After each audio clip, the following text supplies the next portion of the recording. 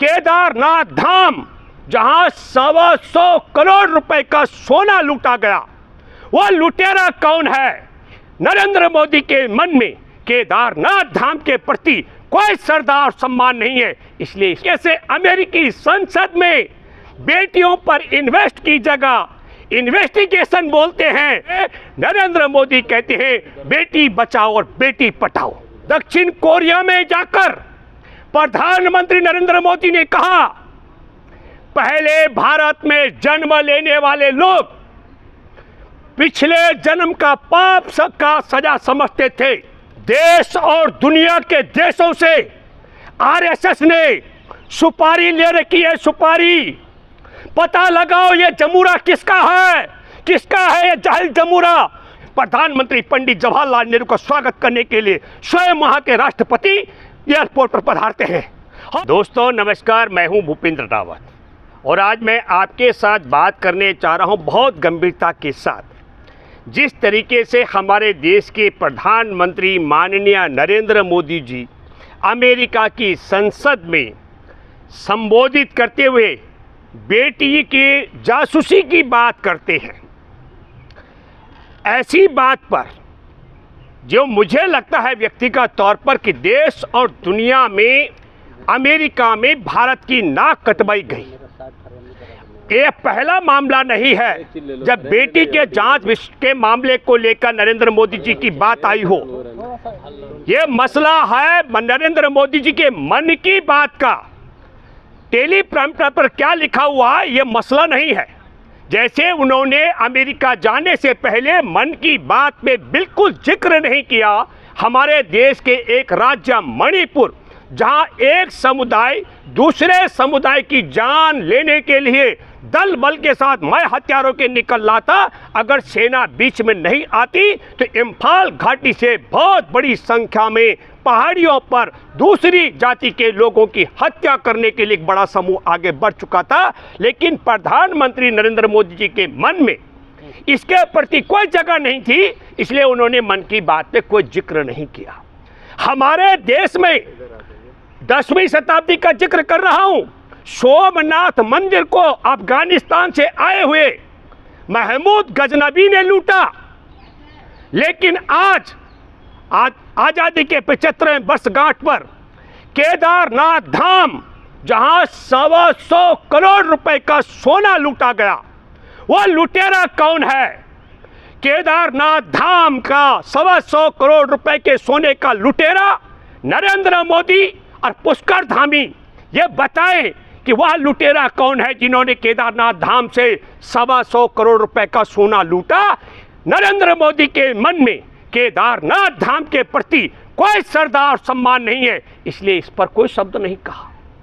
बेटियों के विषय में जासूसी के बाद जो मन की बात है वो जुबान पर आई, चाहे वह संसद पर कही गई हो और चाहे मुख्यमंत्री रहते हुए गुजरात की बेटी की जासूसी कराने का मामला रहा हो, और चाहे गुजरात में मुख्यमंत्री रहते हुए हवाई अड्डे से गुजरात की बेटी का अपहरण करवाकर मुख्यमंत्री आवास में 2 दिन रात तक रखने का मामला हो।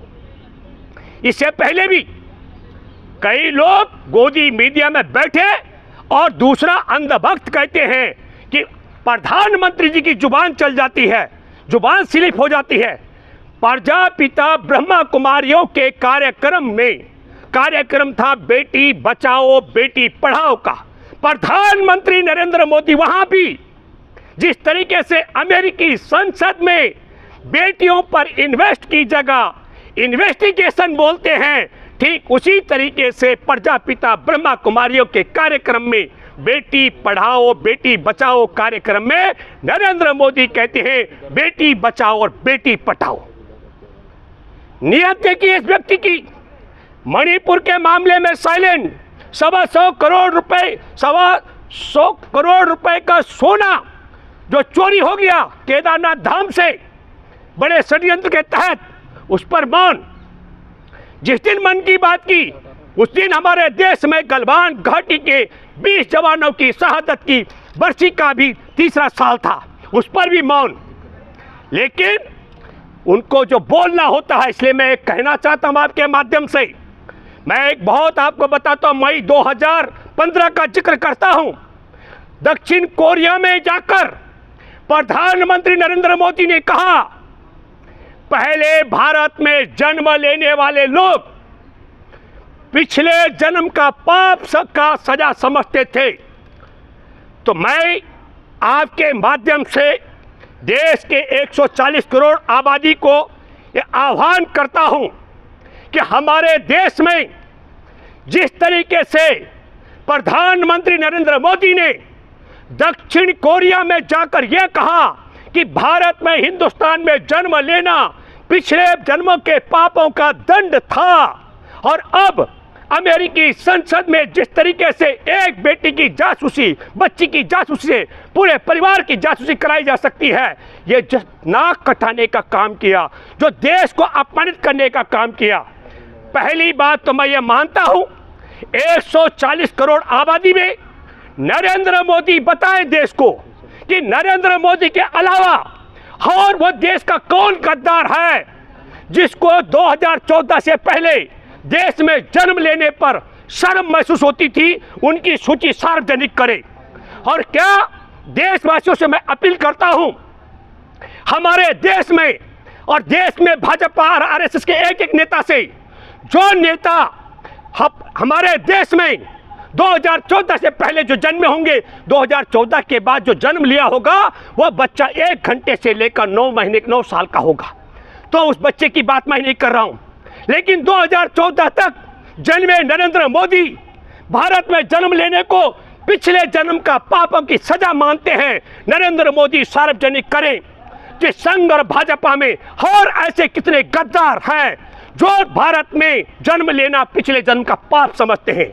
और दूसरी बात मैं आपके माध्यम से कहना चाहता हूं, नरेंद्र मोदी आज 1 घंटे से लेकर के 9 साल तक का जो बच्चा जन्म लिया है और वह नरेंद्र मोदी देश का प्रधानमंत्री है, इस बात पर जो फक्र करता हो, उनकी भी सूची सार्वजनिक करे ताकि हमें यह पता लग सके कि हमारे देश में 2014 से पहले जन्म लेने वाले नरेंद्र मोदी की तरह और कितने देश के ऐसे गद्दार हैं जो हमारे देश में जन्म लेना पाप समझते हैं। और ऐसे कौन बच्चे पैदा हो गए जो नरेंद्र मोदी के लिए जयकारे लगाने लग गए हैं पिछले 9 साल के अंदर।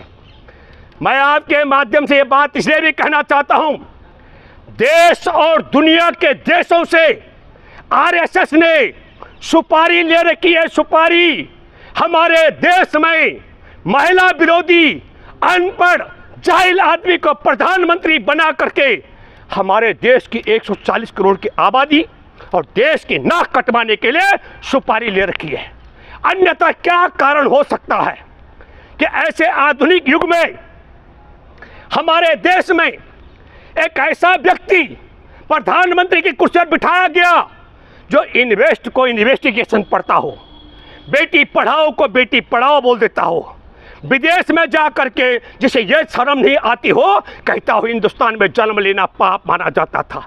और मैं दूसरी बात कहना चाहता हूं, नरेंद्र मोदी बोलते वही हैं जो नरेंद्र मोदी के मन में होता है, चाहे वह बेटी बचाओ और बेटी पटाओ होता है, और चाहे वह विदेश में जा करके 14 से पहले जन्म लेना पाप बताया जाता हो, और अब इन्वेस्ट की जगह इन्वेस्टिगेशन की बात होती हो, तब हम ये भी कहना चाहते हैं 2024 से पहले भारतवासियों पता लगाओ ये जमूरा किसका है, किसका है ये जाहिल जमूरा जो इसे लिख कर देता है। इसे सिर्फ बांचना होता है, और बांचने में गलती कर दे तो गोदी मीडिया सवाल नहीं उठाता है, और बांचने में गलती कर दे तो जिस मदारी का जमूरा है वो मदारी पर्दे के पीछे से सामने नहीं आता है।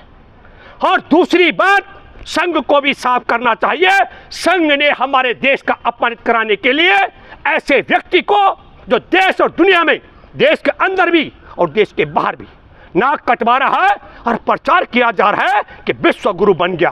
बिल्कुल विश्व गुरु बन गया, मैं दावे के साथ में कह सकता हूं।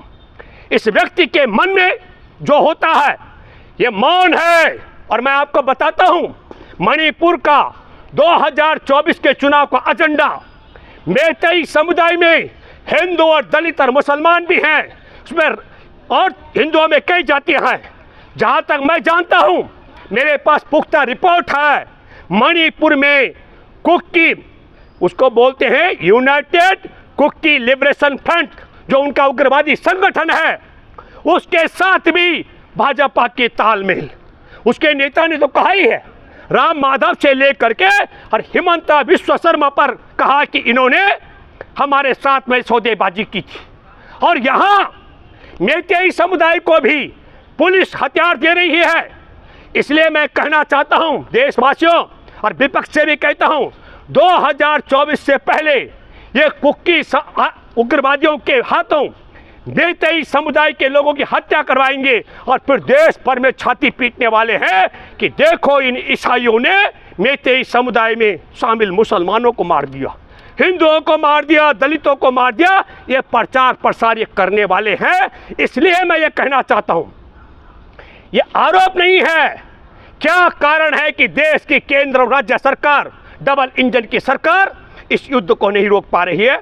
और तब मैं आप लोगों से, देशवासियों, आपसे अपील करता हूं, जो मैंने आरोप लगाया यह कतई हल्का आरोप नहीं है। बहुत गंभीरता के साथ मैं सोचने पर विवश हुआ कि क्या कारण है, जब खूबसूरत गुजरात की बेटी हो तो नरेंद्र मोदी उसकी जासूसी कराए, एयरपोर्ट से उसका अपहरण करवाए, 2 दिन रात उसे बंधक बना के अपने मुख्यमंत्री आवास में रखवाए।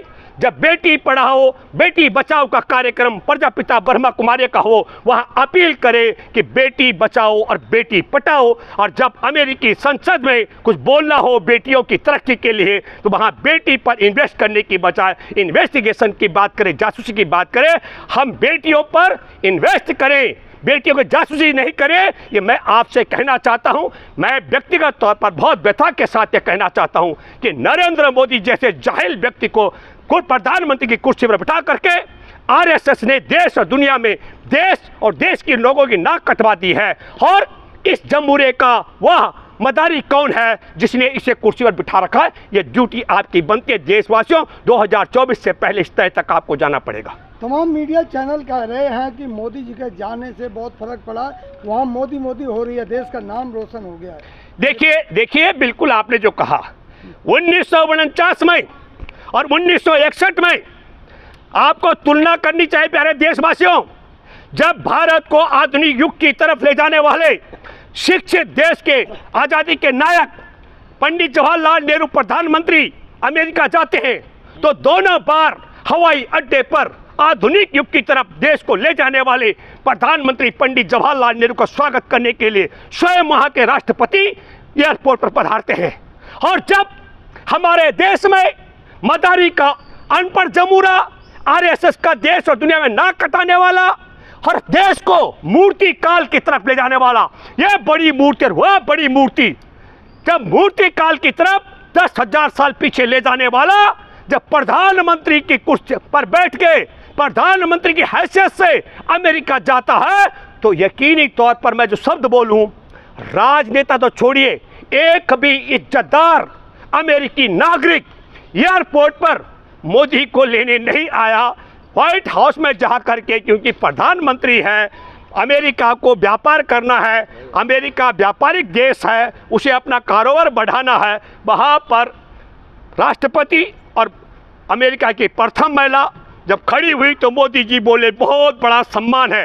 देशवासियों, आपको तय करना है कि उस जमाने में जब भाजपा की भाषा में, हमारी भाषा में ये कि हमारा देश शिशु काल में था, और भाजपा के जो नड्डा है उनकी भाषा में घुटनों पर रेंगने वाला देश का प्रधानमंत्री जब अमेरिका जाता है तो राष्ट्रपति एयरपोर्ट पर स्वागत करने के लिए पंडित जवाहरलाल नेहरू का पहुंचता है। और जब दुनिया में पैरों के बल दौड़ने वाला, फेंकू करके फेंक कर दौड़ने वाला, और 16,000 करोड़ के जहाज पे उड़ने वाला, हालांकि उड़ना तो इनको चाहता है बुलबुल पर, वो बुलबुल पर उड़ने वाले 16,000 करोड़ के जहाज पर घूम रहे हैं, लेकिन एयरपोर्ट पर बाइडेन तो छोड़िए, उनके मंत्री में एक और बात बताना चाहता हूं।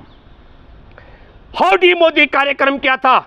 हमारे देश की बेटी है कमला हैरिस, हमारे भारत की मूल की बेटी कमला हैरिस राष्ट्रपति पद की उम्मीदवार थी डेमोक्रेटिक पार्टी से, उसके खिलाफ हाउडी मोदी कार्यक्रम, अब की बार ट्रंप सरकार का नारा लगाने वाला यही नरेंद्र मोदी अब तो जा करके कमला हैरिस को भी नमस्ते किए। और आपको बताना चाहता हूं, जो वाहवाही की बात कर रहे हैं, जब सवाल किया गया भारत के लोकतंत्र अल्पसंख्यकों के विषय में, तो तोता की तरह तुम मिमियाने लग गए थे नरेंद्र मोदी। मैं दावे के साथ में कह सकता हूं कि नरेंद्र मोदी के वहां पर दिए गए भाषण कि हम जाति, लिंग और ये सब भेद नहीं करते हैं, तत्काल खारिज कर दिया। असम के मुख्यमंत्री ने अमेरिकी राष्ट्रपति, पूरा पोस्ट राष्ट्रपति पर टिप्पणी करके, ओबामा पर, उनके रंग और मजहब पर टिप्पणी करके। उत्तर प्रदेश का समाचार है, चर्च में हमला करके उस पर जय श्री राम दीवारों पर लिखा गया। और मैं फिर कहना चाहता हूं, सोनू मानेश्वर जो 2 युवाओं का हत्यारा है, उसको बचाने के लिए केंद्र से लेकर भाजपा सरकार लगी हुई है। मैं आपके माध्यम से यह भी कहना चाहता हूं कि बिल्किस बानो, जिसके परिवार के 14 सदस्यों की हत्या कर दी गई, जिसके साथ गैंग रेप किया गया, उसकी मां के साथ भी, उसके परिवार की महिलाओं की जिनकी हत्या कर दी गई, 3 साल की मासूम बच्ची की हत्या कर दी गई थी, 15 अगस्त को उसके हत्यारे बलात्कारियों को रिहा किया गया। वह संघर्ष कर रही है। मॉब लिंचिंग करने वाले हत्यारों की रिहाई पर झारखंड के अंदर मोदी जी के ही केंद्रीय मंत्री ने फूल मालाओं से स्वागत किया था। मैं ये कहना चाहता हूँ, कथनी और करनी के ये बहुत लंबा, मैं उस ओर नहीं जाऊँगा। मैं आपके सवाल पर एक बात कहना चाहता हूँ, गोदी मीडिया क्या कहता है रहने दीजिए, लेकिन मैं भूपेंद्र रावत ये मानता हूँ कि नरेंद्र मोदी ने मई 2015 में दक्षिण कोरिया में ये बोल करके कि भारत में जन्म लेना पिछले जन्मों के पाप की सज़ा है, उसमें नरेंद्र मोदी तो स्वयं मानते हैं कि पाप की सज़ा है, लेकिन नरेंद्र मोदी के साथ ऐसे और कितने गद्दार हैं, उनकी सूची मोदी को जाहिर करनी चाहिए। मैं ये मानता हूं कि हमारे देश के अंदर 140 करोड़ आबादी में बहुत कम ऐसे गद्दार होंगे जो पूर्व जन्म का पाप की सज़ा मानते होंगे भारत में जन्म लेना, और जो पाप की सज़ा मानते हैं उनके लिए मैं अपील करता हूँ, मिस्टर मोदी अपना झोला उठाओ और देश से छोड़ कर चले जाओ, ये मैं कहना चाहता हूँ।